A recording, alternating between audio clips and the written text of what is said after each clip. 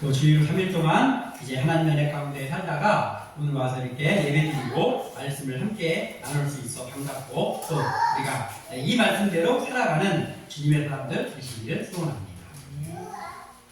그 개그맨 중에 김준호라는 개그맨이 있어요. 김준호. 근데 예전에 개그 콘서트 할 때 김준호가 했던 프로그램 중에 하나가 뭐가 있냐면 갓기도라는 프로가 있어요. 갓기도. 그러니까 그게 뭐냐면은 김준호가 와가지고 예를 들면은 이렇게 어정쩡한 자세로 앉은 것도 아니고 선 것도 아니고 이렇게 하면서 이건 선 것도 아니고 앉은 것도 아니고 뭐 이렇게 하는 그런 프로가 있었어요. 애매한 태도에 대한 그 개그였는데요. 오늘 말씀의 제목이 순종 갓기도입니다. 순종 갓기도. 이게 순종하는 것도 아니고 안 하는 것도 아니고 이런 상태. 우리 일상생활에서 우리와 가까운 사람 중에 우리와 같이 일을 한다든지 뭐 아무튼 우리 식구라든지 가까운 사람 중에 이런 사람이 있으면은 이게 참 곤란합니다. 그러니까 나랑 친하고 같이 일을 하는데 태도가 애매해가지고 이렇게 하는 것도 아니고 안 하는 것도 아니고 어정쩡한 태도를 보이는 사람을 옆에서 보고 있으면 어떤 생각이 드냐면 마치 고구마를 잔뜩 입에다 물고 물 안 먹고 있을 때 그 뻑뻑한 그런 기분, 답답한 기분이 들 것입니다. 사람뿐이 아니죠. 사람만 그런 게 아니라요. 성경을 보면은 우리 예수님도 이런 같기도 같은, 이것 같기도 하고 아닌 것 같기도 하고 이런 사람을 우리 주님이 싫어하시는구나를 알 수 있습니다. 어디에 그 말씀이 나와 있냐면 요한계시록에 그 7 교회에 대해서 칭찬만 받은 교회들이 있는가 하면 예수님께 책망을 받은 교회들이 있습니다. 그 중에 하나가 라오디게아 교회인데 이 라오디게아 교회를 예수님께서 책망하셨어요. 근데 왜 책망하셨냐? 요한계시록 3장 15절에서 16절에 내가 네 행위를 아노니 네가 차지도 아니하고 뜨겁지도 아니하도다. 네가 차든지 뜨겁든지 하기를 원하노라. 네가 이같이 미지근하여 뜨겁지도 아니하고 차지도 아니하니 내 입에서 너를 토하여 버리리라. 아멘. 예수님이 이렇게 말씀하셨어요. 라오디게아 교회를 향해. 그러니까 차지도 않고 뜨겁지도 않고 그냥 뜨뜻미지근하게 신앙생활을 하면서 믿음이 있는 것도 아니고 믿음이 없는 것도 아니고 그런 상태. 마치 같기도 같은 상태예요. 이런 것 같기도 하고 아닌 것 같기도 하고 이런 상태. 그걸 예수님께서는 뭐라고 하셨냐면 책망하시면서 예수님의 입에서 그 미지근함을 토해버리시겠다 이렇게 말씀하셨습니다. 그러니까 예수님께서 원하시는 것은 믿음을 원하시는데 그 믿음이 무슨 믿음이냐면 확신한 믿음을 원하시는 거예요. 뜨미지근한 게 아니고. 그리고 순종을 원하시는데 확실한 순종을 원하신다라는 거예요. 하나님이 원하시는 순종은 어떤 순종이냐면 온전한 순종입니다. 온전한 순종. 그런데 오늘 본문에 등장하는 이 사울 왕은 온전한 순종이 아니라 다른 순종을 했는데 무슨 순종을 했냐면 선택적인 순종을 했어요. 선택적인 순종. 근데 하나님께서는 이 사울이 했던 선택적인 순종을 뭘로 보셨냐면 불순종으로 보셨어요. 그러니까 순종을 안 한 건 아니에요. 순종했습니다. 순종한 부분도 있고 또 자기가 즐겨하지 않는 것은 순종을 안 하기도 했으니까 어떻게 보면 50%의 순종을 했어요. 그런데 하나님께서는 네가 그래도 반은 순종했구나라고 한 게 아니고 그 사울의 선택적인 순종을 무엇으로 보셨냐면 불순종으로 보셨다. 더 나아가서 하나님께서는 이 사울의 불확실한 이 순종을 죄악으로 보셨습니다. 죄악. 사울이 어떤 사람입니까?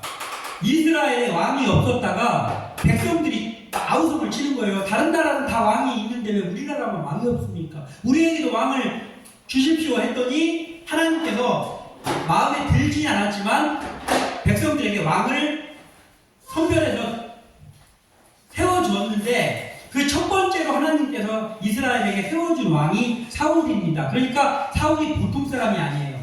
사울을 하나님께서 선택했을 때, 야, 내가 원하는 게 아니고 너희들이 원하는 거니까 내가 하나 세워줄게 하면서 아무나 그냥 하나 딱 세운 게 아니에요. 훌륭한 사람을 세웠어요, 하나님이.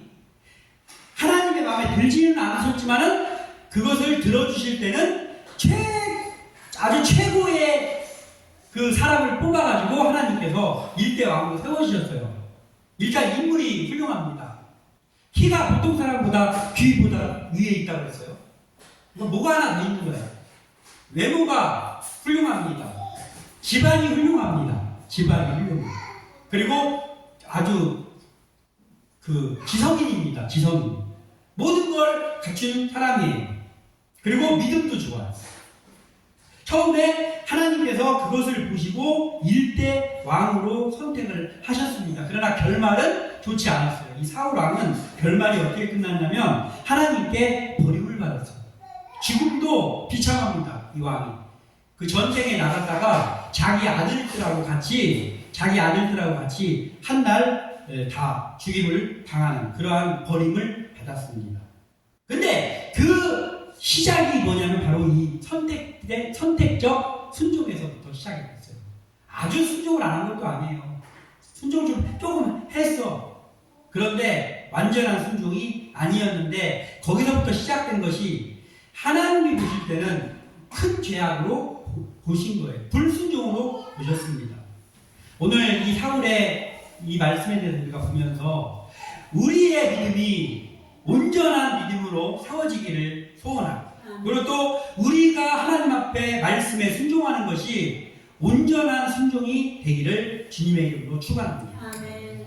우리가 첫 번째로 봐야 될 것은 자기 중심적인 신앙일 때 선택적 순종의 늪으로 빠져들게 된다는 거예요. 자기 신앙이 있는데 자기 중심적 신앙. 이게 곤란해요. 오늘 이 본문의 사건을 보면요, 하나님이 매우 이례적인 명령을 내립니다. 이 사울에게 어떤 명령이었냐면 보통 이스라엘은 우리나라랑 비슷한 것 같아요. 그래서 어떻게 했냐면은 우리나라가 옛날에 외세의 침략을 많이 받았잖아요. 근데 보통은 우리나라도 어디 중국을 막 본토에 쳐들어가가지고 땅을 차지한다든지 이렇게 한 것은 별로 없고 거의 없다시피 하고 다 다른 나라가 쳐들어왔을 때 그걸 막는 정도였잖아요. 근데 이스라엘이 그랬어요. 이스라엘이 어떤 나라를 쳐들어가서 정복하고 이런 건 거의 없고 다 하나님이 이방 나라를 통해서 이스라엘을 징계를 하시려고 이방이 쳐들어왔다든지 아니면 그냥 그 이방 나라가 쳐들어왔다든지 아무튼 간에 이방 나라가 쳐들어왔을 때 막는 그러한 것이 훨씬 많았습니다.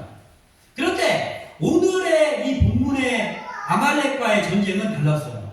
하나님이 사울에게 사무엘 선지자를 통해서 너희들이 지금 가서 아말렉을 싹 쓸어버려라, 진멸하라고 했습니다. 어린 아이들까지 하나도 남겨놓지 말고 짐승까지도 다 진멸하라라고 명령을 하셨습니다. 하나님이 이렇게 명령하는 것은 참 이례적인 것 같아요.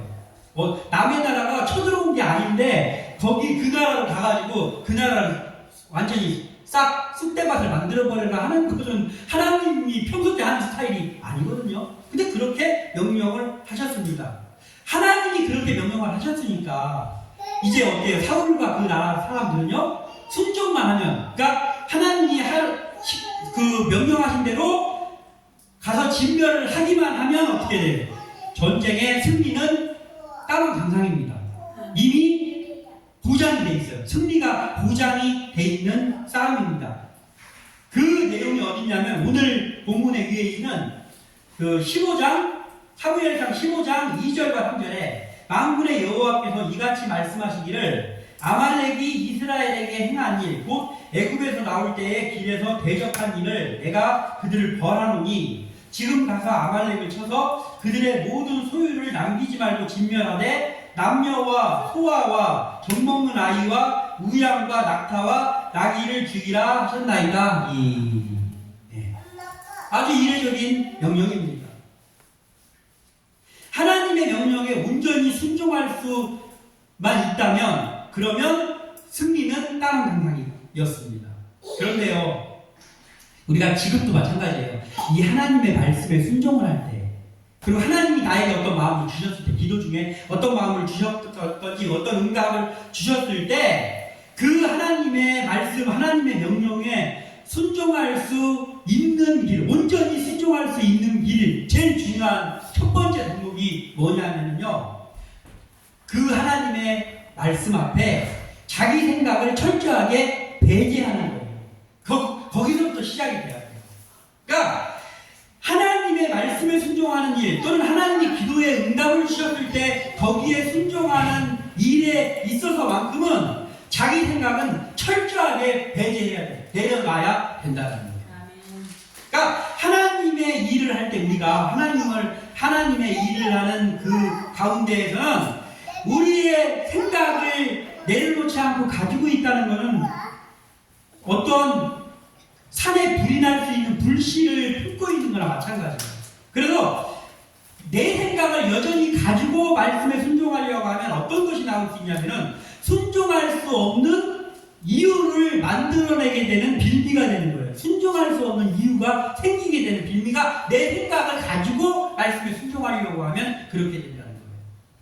그래서 오늘 사울이 실패하게 된 것도 여기서부터 시작이 된 거거든요.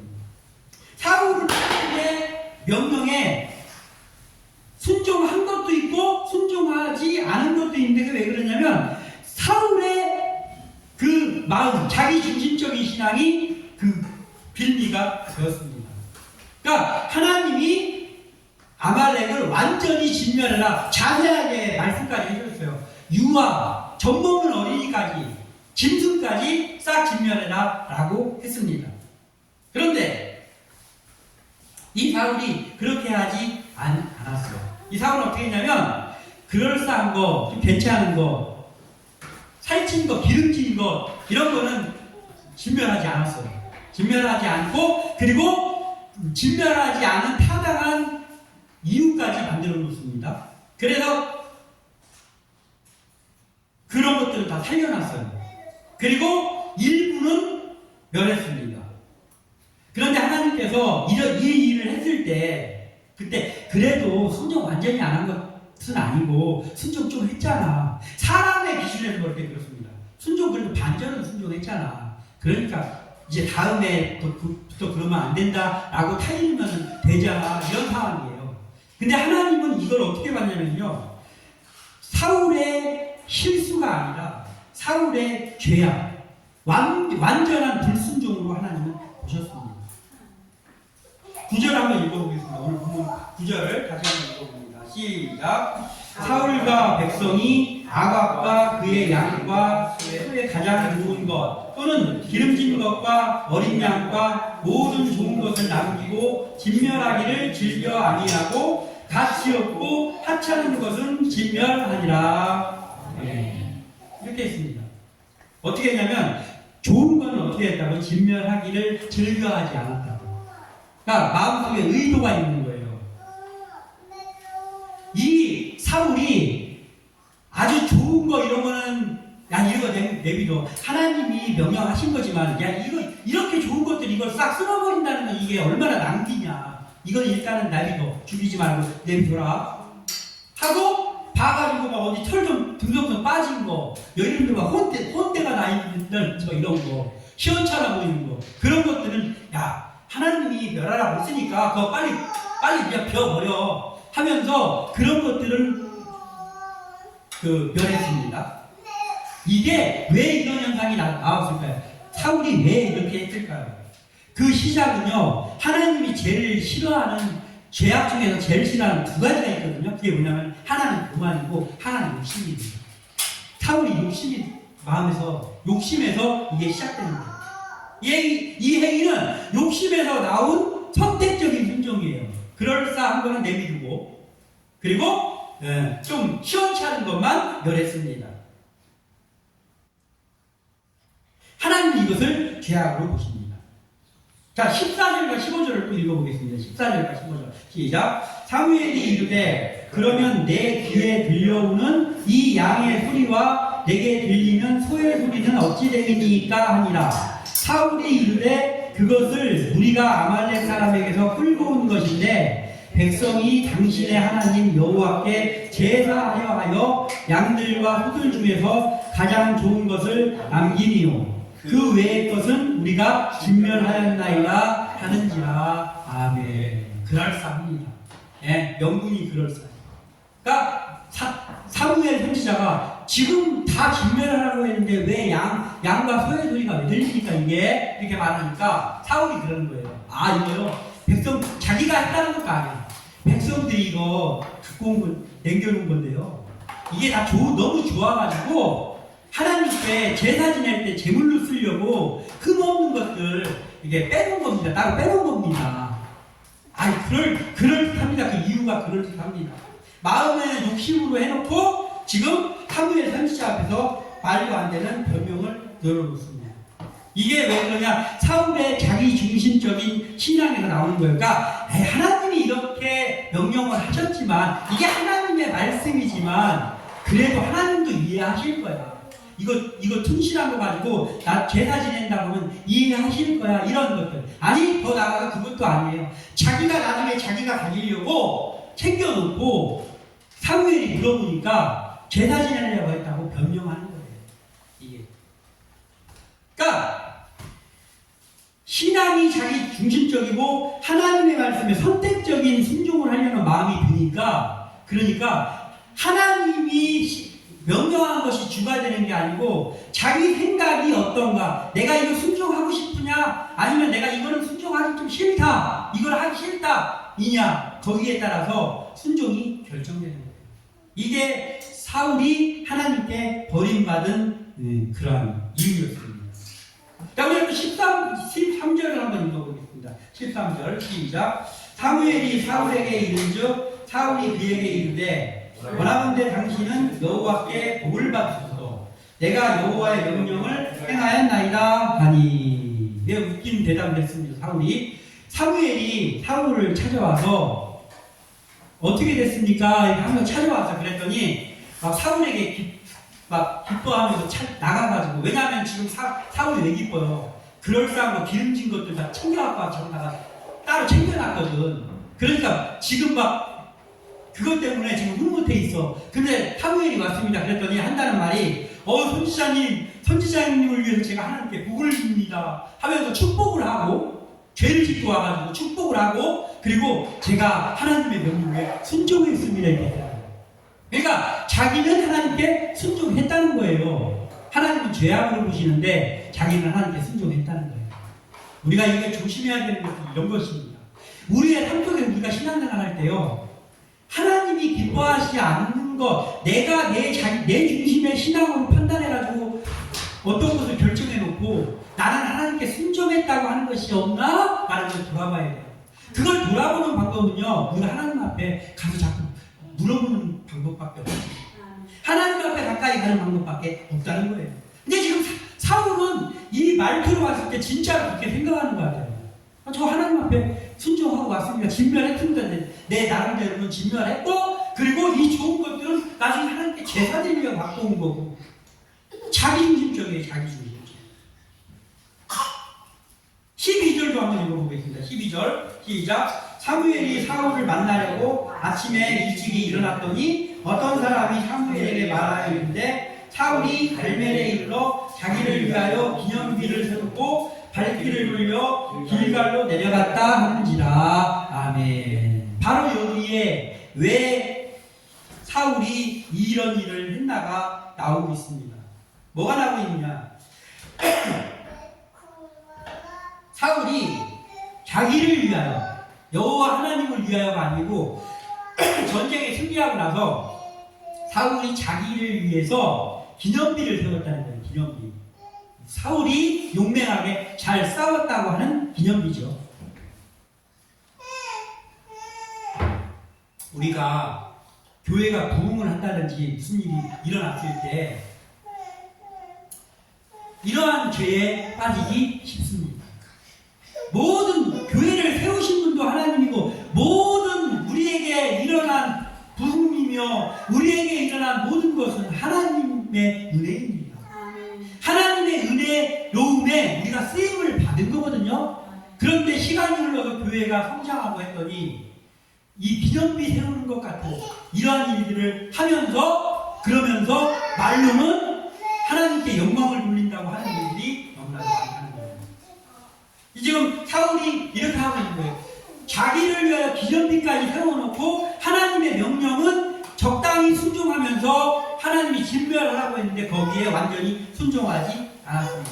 사울이 이랬기 때문에 하나님께서 그 사울의 그 마음을 아시니까 그것을 죄악으로 여기셨던 거예요.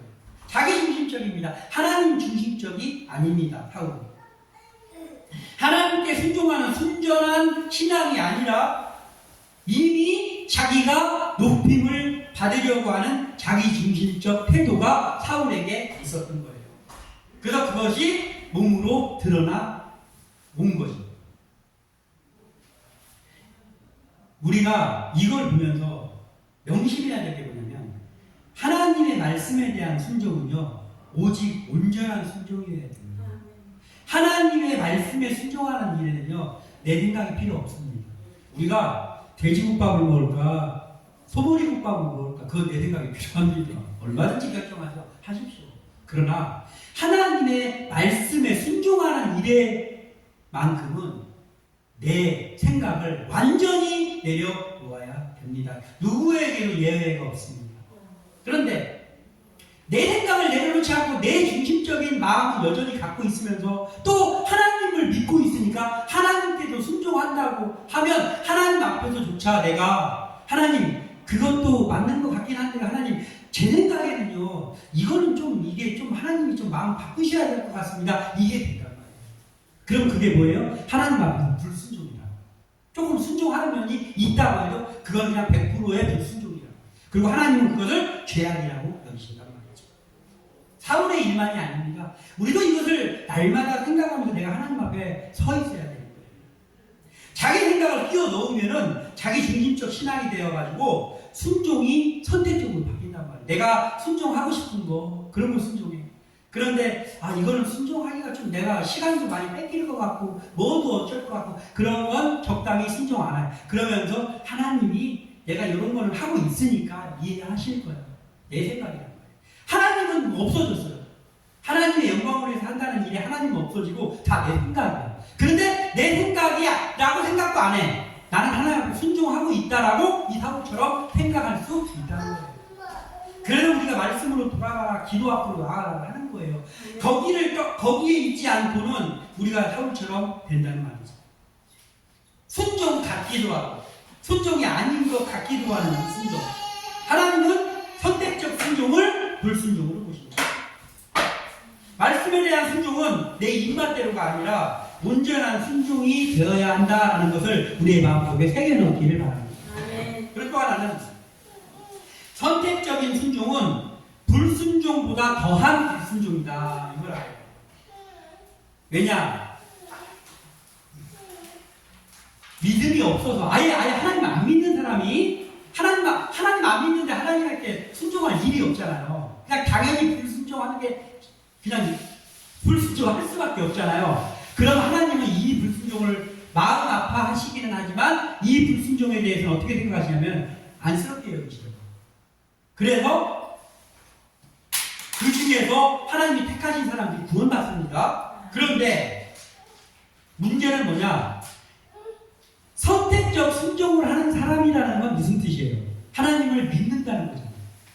안 믿는 사람은 아예 그 개념 자체가 없잖아요. 그런데 선택적으로 내가 순종하고 싶은 건 순종하고 순종하기 싫은 건 순종 안 하는 사람이라는 건 뭐예요? 일단은 하나님을 믿고 있다는 거죠. 선택적인 순종을 한다는 건. 근데 이 하나님을 믿고 있다고 하면서 선택적 순종하는 것은 50%의 순종 이런 차원이 아니고요. 이건 뭐냐면은 불순종보다 더한 불순종이라고. 왜냐하면 하나님을 상대로 하는 기만 행위이거든요. 하나님을 무시하는 행위, 죄악입니다. 선택적 순종은 믿음과 순종이 있는 것처럼 위장한 걸 위장. 불순종하는 것은 처음부터 불순종하는 것보다 이 마음에 믿는다고 하면서 불순종하는 것은 아예 하나님을 믿지 않아서 불순종하는 것보다 더 질이 좋지 않은 거라고. 그러니까 사울이 하나님을 믿고 있는 하나님께 제사도 지내고 또 하나님께 제사 지내려고 이거 갖고 왔습니다 한다는 건 사울이 믿음이 있다는 거예요. 하나님을 알고 있다는 거예요. 그런데 선택적으로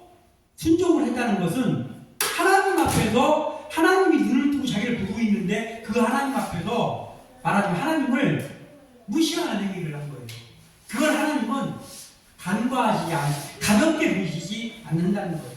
우리의 모습은 어떻습니까? 내가 하나님을 믿고 있다고 하면서 하나님께 대한 나의 순종의 마음은 어떤가 라는 것을 우리가 생각해 봐야 되는 거죠. 그래서 하나님은 그렇게 하는 사람에게 어떤 마음을 가지시냐면 분이 여기신다고요. 분이 여기신다. 하나님이 분이 여기신다. 11절을 읽어보겠습니다. 11절 시작. 내가 사울을 왕으로 세운 것을 후회하노니 그가 돌이켜서 나를 따르지 아니하며 내 명령을 행하지 아니하였습니다 하신지라. 사무엘이 근심하여 온 밤을 여호와께 부르짖으니라. 아멘.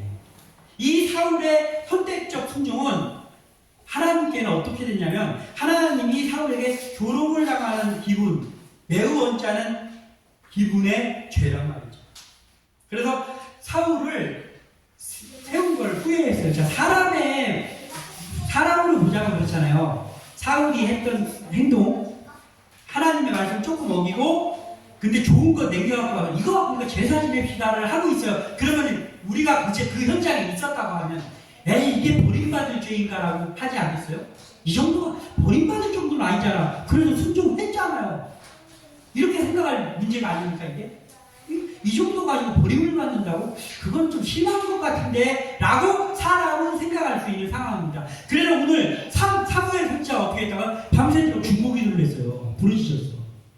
우리 사울 왕이 좀 잘못했지만 하나님 그에게 회개의 마음을 주시고 하면서 밤새도록 괴로워하면서 사무엘이 기도를 했어요. 밤새워서 부르짖었어요. 이게 사람의 마음입니다.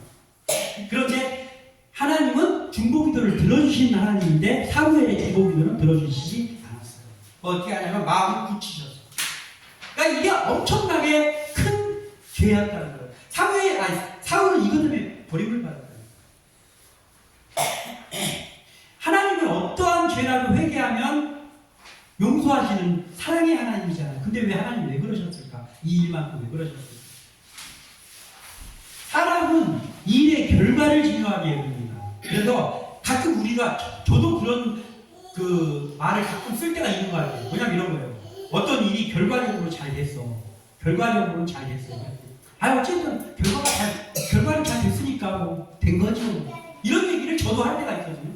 일상생활에서는 충분히 일어날 수 있는 일입니다. 그러나 하나님의 일을 함에 있어서는요. 결과가 잘 됐으니까 뭐 어찌됐든 할렐루야 아닙니까? 이게 아닙니다. 이게 아닙니다. 뭐냐면 사람은 결과가 제일 중요하지만 하나님은요 결과를 중요시 여기십니다. 근데 결과보다 조금 더 중요시 여기시는 게 있는데 그거 뭐냐면 과정이에요. 하나님은 결과가 조금 잘못 나왔다 해도 과정은 더 중요시 여겨요. 과정이 열심히 정말 선하게 했는데 결과가 별로 좋지 않아. 하나님은 그거 가지고 책망하시지 않습니다. 그런데 더 나가서 과정보다도 더 중요시 여기는 어쩌면 하나님이 이것부터 보시는 그게 있는데 뭐냐면 그건 의도입니다. 의도. 그러니까 하나님은 결과를 중요시 여기는 게 아니라 사람은 결과를 중요시 여기지만 하나님은 결과를 중요시 여기는 게 아니라 결과보다는 과정보다는 의도를 그러니까 하나님이 왜 이렇게 괘씸히 여기시냐면 이 사울은 의도부터가 죄에서 시작했어요. 하나님을 무시한 것부터 시작이 되었어요. 하나님은 그걸 아시잖아요. 마음 중심을 보시는 하나님이 그걸 아시기 때문에 이 일로 인한 시작돼가지고 사울은 결국은 버림을 받습니다. 결과는 눈에 보이잖아요. 그러니까 사람은 결과를 중요시 여기는 거죠. 결과는 눈에 보입니다. 어떤 결과가 이런 결과가 도출됐습니다. 보이는 거예요. 근데 의도는 어떻습니까? 의도는 안 보여요. 의도는 보이지 않습니다. 마음에서 이루어지는 거기 때문에. 그런데 하나님은 그 의도를 보신다. 사람은 의도를 볼 수 없으니까 완벽하게 볼 수 없으니까 결과를 가지고 그 일에 대해서 진위를 따지지만 하나님은 의도를 계획하는 그 순간부터 아시기 때문에 이 일이 어떻게 시작되는지 이걸 중요시 여기십니다. 그러면 사울만 그렇게 보시는 게 아니라 우리를 그렇게 보십니다. 지금 제가 어떤 일을 한다고 하면 내가 어떠한 마음을 가지고 이 일을 시작하셨나를 사람은 못 볼지 몰라도 하나님은 보십니다. 그래서 사람 앞에서는 좀 허술해 보일지 몰라도 하나님 앞에서는 매우 정직해야 되는 거예요. 왜냐하면 그 의도를 보시고. 그런데 우리는 때에 따라서 하나님이 어떻게 보실까 보다 사람이 어떻게 볼까를 더 생각할 때가 있단 말이에요. 사울은 그것으로 다시 한번 얘기하지만 사울은 의도가 하나님께 합당하지 않은 데서 시작이 돼서 결국은 그것으로 왕에서 버림을 받았습니다. 눈에 보이지 않는 의도를 중요하게 보시는 하나님이 사울의 선택적 순종 안에 도사리고 있었던 불순종보다도 더 불순종하는 그 큰 죄를 보시고 그것을 죄악으로 여기셨습니다. 그래서 한 장 넘어가서 16장 1절에 하나님께서 뭐라고 말씀하시냐면 여호와께서 사무엘에게 이르시되 내가 이미 사울을 버려 이스라엘 왕이 되지 못하게 하였더니 네가 그를 위하여 언제까지 슬퍼하겠느냐. 너는 뿔에 기름을 채워가지고 가라. 내가 너를 베들레헴 사람 이새에게로 보내니 이는 내가 그의 아들 중에서 한 왕을 보았음이라 하시는지라. 아멘. 이 아말렉과의 전투 이후에 하나님께서는 드디어 사무엘이 계속 걱정하면서 내가 기름 부었는데 하나님의 말씀에 따라 내가 기름 부어서 세운 왕인데 하면 뭐 틈만 나는 대로 기도하는 거예요. 말하는 중국도 하는 거예요. 그랬더니 하나님이 야 이거 하지마. 내가 이미 버렸다니까. 너는 얘 걱정하고 있지 말고 기름 불병에다가 기름 채워가지고 내가 얘 버리고 얘 대신에 선택한 한 왕이 새로운 왕이 있으니까 그걸로 가서 왕으로 세우고 와라. 이렇게 명령하시는 거예요. 사랑의 하나님이요 이 일을 얼마나 배신히 여기셨는지 사랑의 하나님이요 차갑다 이렇게 차가울 수가 없습니다. 그래서 우리가 아까 처음에 그랬잖아요. 요한계시록의 그 라오디게아 교회 예수님께서 사랑의 예수님께서 뜨뜻미지근한 그 라오디게아 교회를 입에서 토해버리신다고 말씀하신 것처럼 지금 하나님께서 세워주셨던 사울이 이 순종한 것도 아니고 순종 안 한 것도 아닌 자기 중심적인 신앙에서 하나님을 기만하면서 했던 이것을 보시고 그를 하나님이 토해버리셨습니다. 그리고 의도의 순수성으로 가득 채워져 있는 하나님의 마음에 합당한 다윗을 왕으로 세우십니다.